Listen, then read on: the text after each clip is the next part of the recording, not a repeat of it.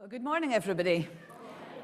I need you to help me this morning by thinking about answers to some questions, what you think the answer should be to these questions. And if you think the answer should be yes, then I'd like you to give me a thumbs up. Okay, you can all do that. And if you think the answer, I should have clicked that on. There's a thumbs up. And if you think the answer should be no, then obviously, thumbs down. And if you think the answer would be not yet, then put your hand out like this. Okay, so yes, no, not yet. Okay, so here's the first question.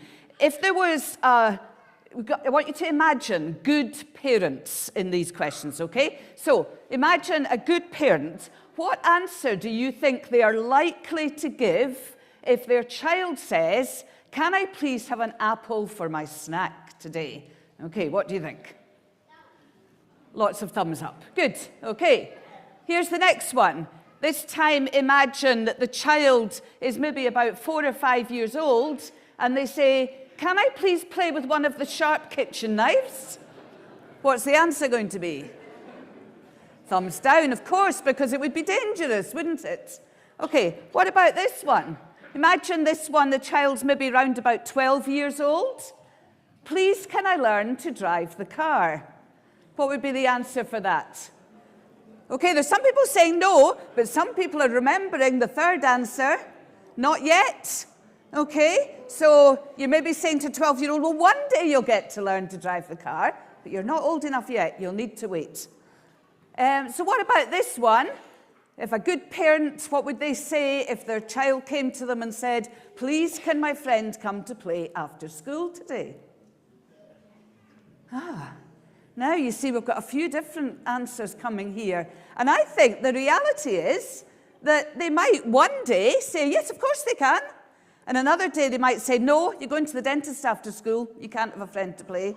Or they might say, well, it won't work today, but tomorrow, they could come tomorrow. So they might give a different answer each time that question is asked. And here's the last one. What would a good parent say if their child said, "Please, can I get a new bike?"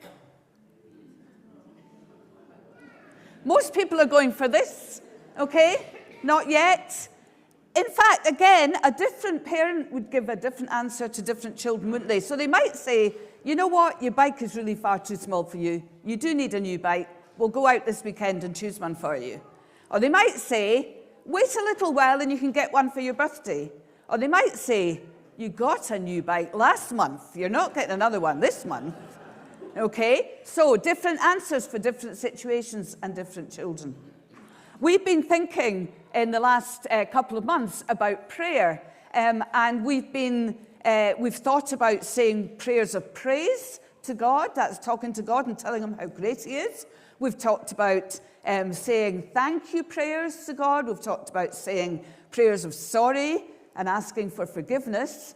And one of the types of prayers that we use a lot is saying please to God, please, asking for things for ourselves or for other people. And God asks us to do that, to come to him with our requests. And sometimes you'll hear people, or maybe you've said yourself, God answered this prayer, and he didn't answer that prayer. And we know what we mean by that.